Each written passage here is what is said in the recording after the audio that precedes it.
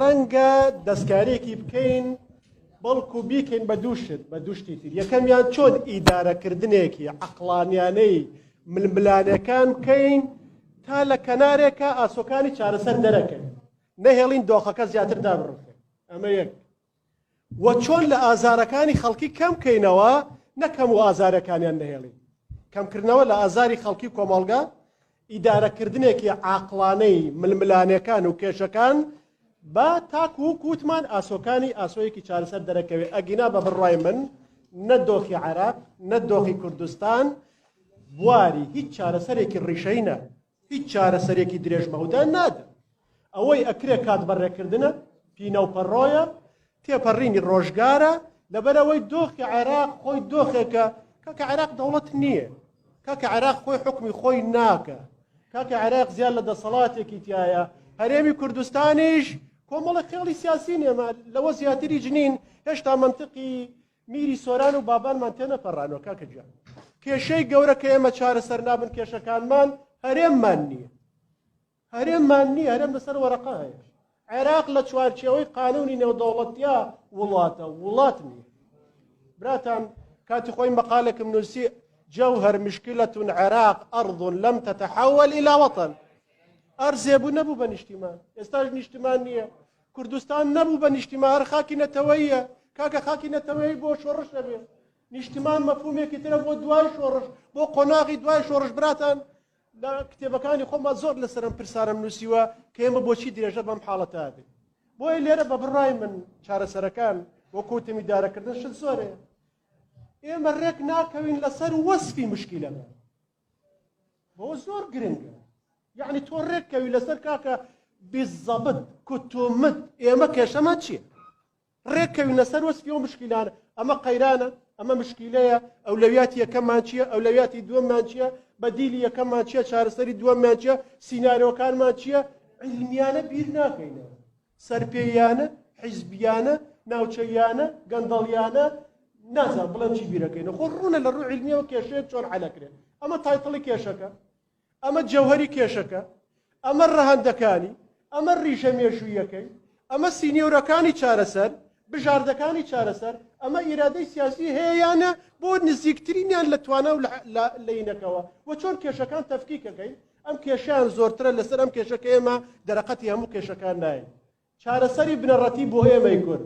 تەبیعی تۆ ئێستا ڕێککەوتنێکیش بکە لەگەڵ بەغایە. تەبی بۆ ڕێک ناکەوین شەفافیەت نییە. براتان لەبەردەم ئەنجومەنی وەزیران لە ساڵی 2007 لێیان پرسیم دەربارەی نەوتی کوردستان ئەڵێ چی لەبەردەمی وتم بەگەر کورد شەڕی شەفافیەت بباتەوە مەلەفی نەوت ئەباتەوە، شەڕی شەفافیەت بدۆڕێنێ مەلەفی نەوت ئەدۆڕێن. شەڕی شەفافیەتمان نەبردەوە، شەڕی شەفافیەتمان نەبردەوە. ئێستا ئێمە نەوت مەسەلەیەکی نیشتیمانی نییە بۆ هەمومان. هەتا هێندێک لەو ڕەخنانەی لە کوردستان دۆسیەی نەوتیژە گیرێ هەمووی بۆ خوا و بۆ خەڵکی کوردستان نییە. ئیحساس بە نەعەدالەتی لە دابەشکردنی گەندەڵیە، ئیحساس بە نەعەدالەتی لە دابەشکردنی گەندەڵیە بەشە لە مشکلەکانی کوردستان لەمەیە. من یەک کتێبی نیشتانە دەم، یەک قسە زۆرە لەم بارەیە و بەڵام نایکەم، بەس بە بڕوای من چارەسەری ڕیشەی لە کوردستانە بەس ئیرادە نابینم. چارەسەری دووبارە بیناکردنەوەی سیستەم، ئیسلاحێکی ڕاستەقینە لەسەر پێی خۆی وەستان و بێمنەتبوون لە بەغایە. ئەو کاتە مامەڵات توانی لەگەڵ بەغاش بکەی، بەغاش احترام تەگرێ. کاکە بەغای احترامت ناگرێستە. کاکە بەغا چۆن احترامت بگرێ بە 20 ڕۆ لەگەڵ بەغا مامەڵاکەی. دۆخی ئابووریت ئاوا بێ، دۆخی وڵاتەکەت ئاوا بێ، دۆخی چەکت ئاوا بێ، دۆخی عیلاقەت ئاوا بێ، گاڵتەوە پێکە، یاری و پێکە. ئەو بەرامبەر ئەو بەکارێنێ. ئەم لە 2007ەوە پرۆژە ڕوخانی هەرێمی کوردستان لەسەر ئەجێندای سیاسەتی ئیقلیمی ئەمریکەکان نەهێشت بڕوخەکەکە. ئەمریکەکان نیانە ژناوی هێزانەی هاتن بۆ کەرکووک، هاتن بۆ سلێمانیش و هاتن بۆ هەولێریش و هاتن بۆ دووەکیش و کۆتایی بە هەموو چیرۆکە هاتبوو. بۆیە یعنی هینی ئێمە فشارکەین لە کوردستانە ئیسلاحێکی زۆرتر ببێت. من یەک تێبینێدەم بۆ خوا بۆ مێژوو بەبە کۆتایی پێدێنم. وتارێکم نووسی لە سەرەتام قەیرانەیە ئایا هەرێمی کوردستان کۆتایی پێدێ؟ بەراوردێکم کردبوو لەگەڵ کۆتایی بابارەکانە لە نێوەڕاستی سەدەی 19 و لەگەڵ خەڵکی سلێمانیە. خەڵکی سلێمانی کە بابانەکان ڕوخێ بڕۆ بیخوێننەوە.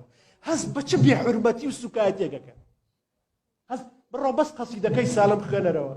حەسی دەکەی سالم بەنالی نەکەی بەم ناوایە گوزەرکەی و ئەمە بەدەست خاوەنانی خۆیەوە نەبێت نەزبی وڵاتە تێناپەڕێ ئەم چیرۆکە ئێستا مڕەشەحە دووبارە بێتەوە مڕەشەحە دووبارە بێتەوە بەداخەوە ئێمە نەتەوە نین ئێمە نەتەوەیانە بیر ناکەینەوە ئێمە ناسیونالیزە بیر ناکەینەوە هەندێ لەم دۆخەی هەیە وریابین سیاسی زۆر بە ئەخلاق نەبێ ئەوە قسەی ڕوحی ئینسانی کورد نییە ئەوە بە زمان هاتنی ئازارەکانی دۆخی لە ناکاوی ئینسانی کوردە ئەوە خۆ خواردنەوەی ئینسانی کوردە لە ناخەوە بەرامبەر نالێپسراوێتی لخوبەیەک لە وڵاتەکەی خۆیە ئەوە هی ئەو نییە ئینا هەر دوێنە ڕیفراندۆممان کرد براتانە دامی لیژنەی باڵای ڕیفراندۆمەکەی 2005 بووم لە 1970 خەڵکی کوردستان ئەوە قسەی نییە ئەوە قسەی بەشە برینارەکەیەتی ئەوە قسەی عەقڵی نییە ئەوە قسەی دڵێکە کە کۆنتترۆلی لە دەستداوە لە بەرامبەرە بارودۆخەیە دۆخی ئێستای کوردستان بە بڕای من وریان نەبی زۆر لەبارە سیاسیەک بە ناوی قسەی خەڵکەوە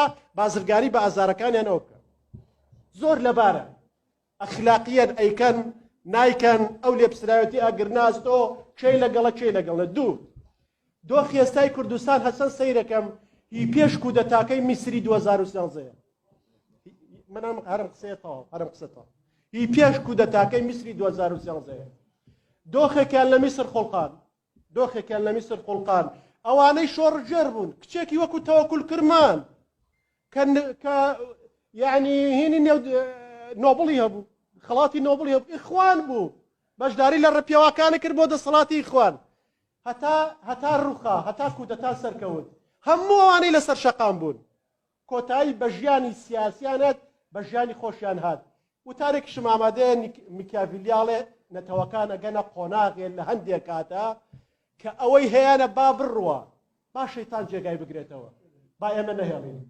مەڵێن چێ لێ پرسراوە چێ لێ پرسراوە لەوەی نەهێڵێ